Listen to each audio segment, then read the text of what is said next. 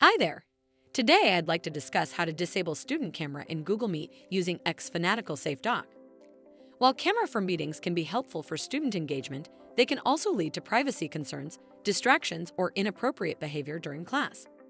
For younger students especially, the presence of video may cause self-consciousness or lead to off-task activities, which can detract from learning. By disabling student cameras, educators can ensure that students remain focused on the lesson without visual distractions or the temptation to engage in unrelated activities. That's where xFanatical Safe Dock comes for the rescue. Safe Dock allows teachers and administrators to manage camera settings effectively in Google Meet, fostering a more controlled and respectful virtual classroom, ensuring students focus on the content rather than appearances or unnecessary interactions. Setting it up is a breeze. Go to Chrome Web Store page, search for Safe Dock, then click Add to Chrome to add this extension. Once it is installed, by selecting the Enable Meet Camera Off command policy and setting the value to True, you can disable student camera in Google Meet easily. To know more, please visit xfanatical.com.